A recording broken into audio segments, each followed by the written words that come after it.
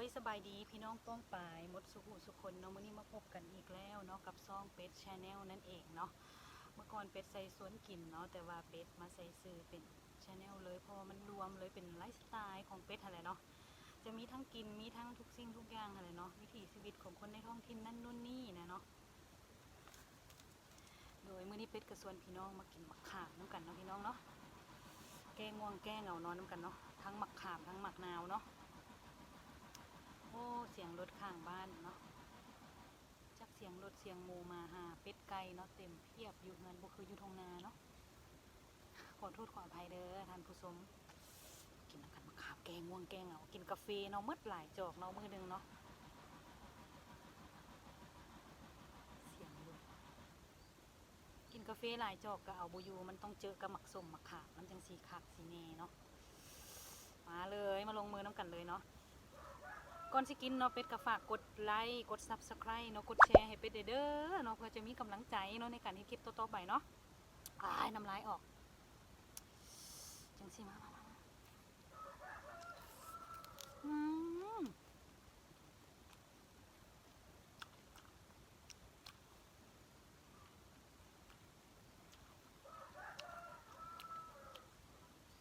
มะนาวมาเนาะเจ้าไปเลย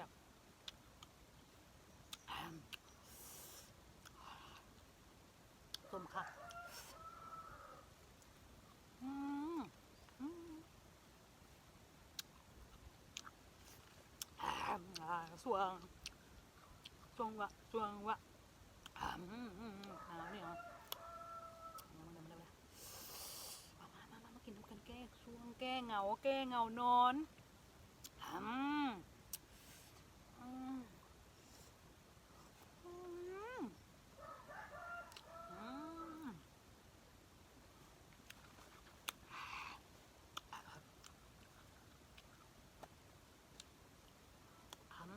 อืมส้มคักแซ่บแซ่บคักส้มคักอีหลีอีกมาเนึงอืมอืม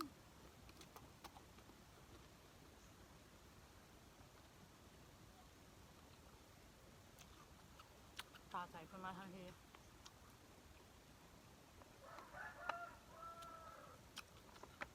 เหงานอนพี่น้องต้องเจอกับยาดีวิเศษอันนี้แหละคักสุดแล้วกาแฟนี่มันก็คือว่าบูยูเนาะเป็น3 หาว4 หาวอยู่หั่นแหละเป็น3 หาวเลยอืมอืม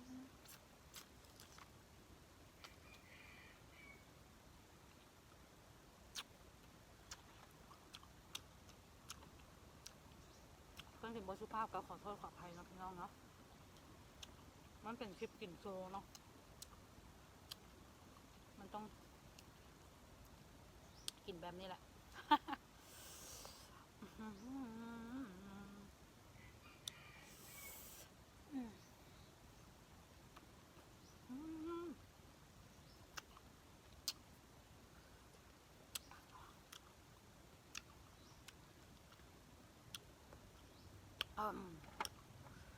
หวานรับตาบ่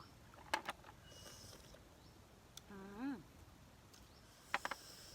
หวานรับตาวาซานเนาะโหตัวนี้เนาะมันอยากมีแกนแดงแล้วเนาะมันก็สมอยู่ตัวมันสีฝาดเนาะเป็นเอาแกนมันออกก่อนเนาะโอ้โหคักพี่น้องเศร้าง่วงเลยเป็นเอาไหนป่านนี้เศร้าง่วงนอนคักแน่คักแล้วเนาะ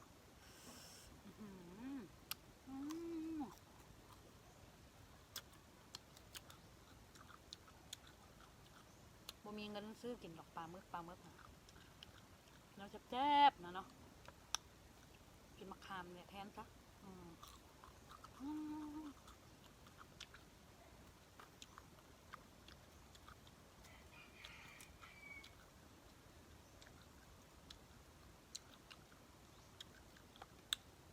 โอ้คัก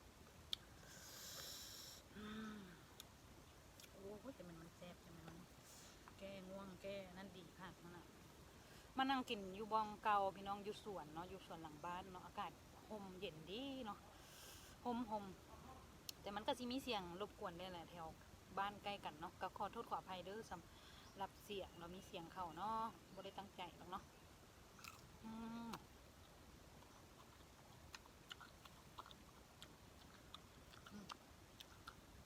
เพิ่มวิตามินซีพี่น้อง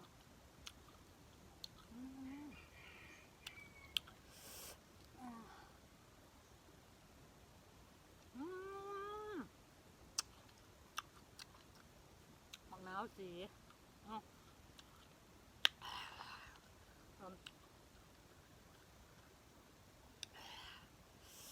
ชื่อแบบนี้เนาะ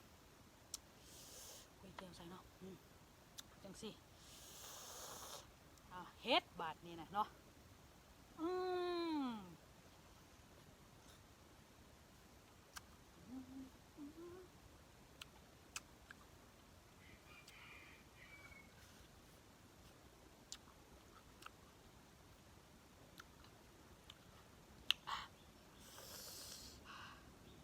มื้อนี้อันกินหน่วยเดียวมะนาวนะ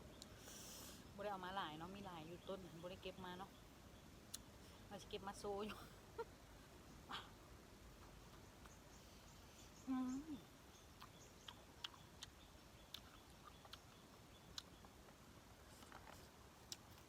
ตัวนี้ก็แกนมันก็สิบแกไปไหนแกนมันก็สิอ่อนเนาะ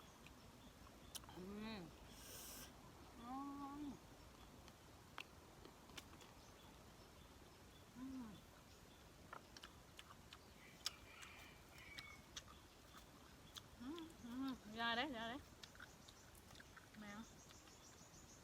เกยมันออกก่อนบ่อยากอันจับกันมีดกันมาหลายเนาะบอกที่ลุงนี่ซะเนาะแกนมันออกแล้วเนี่ยเห็นบ่แกนมันออกแล้วค่ะแกนมันออกแล้วจ้าแกนมันออกแล้วจ้ามาเด้อแบบนี้พี่น้องมึงเด้อแล้วเฮ็ดยังไงล่ะ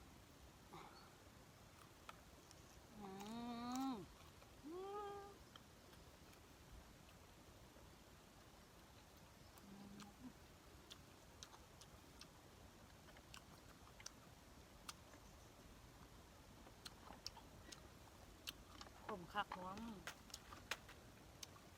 แกงง่วงคัก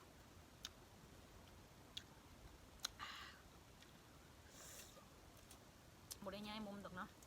กินมุมเดียวนี่แหละเพราะว่าแสงมันมาทางนั้นพอดีเนาะก็เฮ็ดให้หน้าขาวขึ้นแน่หน่อยนึงใครแน่บ่มืดก็จะไปกินอยู่ทงนาแล้วพี่น้องแต่ว่ามันแดดนะแดดแห้งหลายกับพอดีเฮียซัมบิงหนึ่งโอ้ย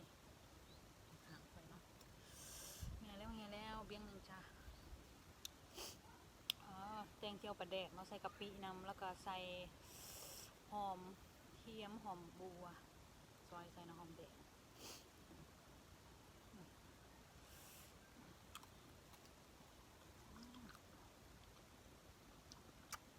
หอมขับข้าวครับเพราะว่า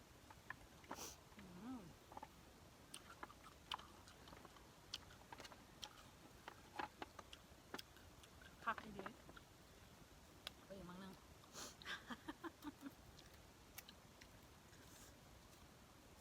ง่วงหลายเนาะปกติเป็ดก็กินกาแฟเนาะกาแฟดำกินตลอดกาแฟดำบ่เนาะที่ว่าเขาบ่ได้ใส่อย่างนะกาแฟสดๆนะเนาะบ่โอ้แต่ว่ามันก็ยังเห่าอยู่นะยังเป็น3 เห่าอยู่ ก็เลยเอามะขามเนาะอยู่ต้นนี่แหละต้นอยู่งานนี่แหละเป็นลายอยู่เป็นโรคดียุ่งก็เลยเอามากินนะทั้ง2เลยจัดไปเนาะเคยกินเนาะโมว่าให้มึงกินเธอละขอว่าสันกูเห็นเขากินฮะนะเป็นมากว่าสันเดียวมันสุ่มเนาะมาวันนี้ก็จะเลยสิกินเป็นมากเลยซ้อมากนึงเลยนะมันบดยาวเลยตัวนี้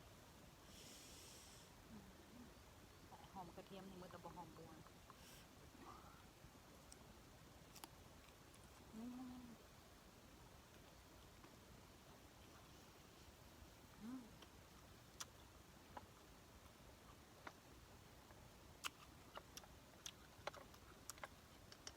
ำอีกน้อยๆนี่ซะนะจำนี่ก็ถือว่าจำนี่ก็ถือว่าแก้เหงานอนได้หลายเติบแล้วเนาะก็ถือว่าเวลาจำนี่ก็สิสมมาพอควรเนาะบ่อยากกินดนเกินไปเนาะมันอาจจะยาวยันทันผู้ชมจะเบื่อเนาะเบื่อในการรับชม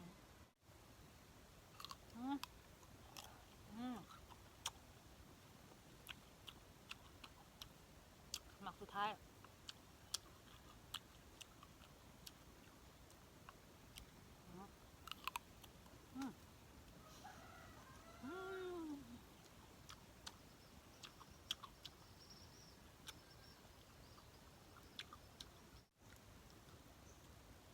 โดยเอาแล้วเนาะท่านผู้ชมเนาะสำหรับคลิปนี้เนาะ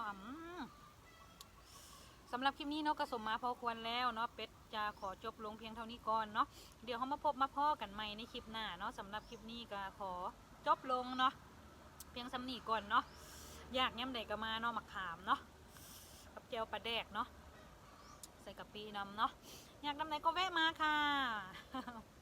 สำหรับมื้อนี้เนาะเป็ดก็ฝากกดไลค์กด Subscribe เนาะติดตามให้ไปเด้อกิ้งเนี่ยเพื่อท่านจะบ่ได้พลาดคลิปใหม่ๆต่อๆไปและท่านได้กลับเป็นกำลังใจเนาะให้เป็ดในการเฮ็ดคลิปต่อๆไปเด้อเนาะโดยขอบใจหลายๆสำหรับการรับชมเนาะทุกการรับชมเด้อขอบใจหลายๆเด้อขอบคุณมากๆสำหรับการรับชมนะคะขอบคุณมากๆนะคะขอบคุณค่ะ Thank you so much for watching บ๊ายบายเดี๋ยวมาพบมาพอกันใหม่คลิปหน้าเด้อ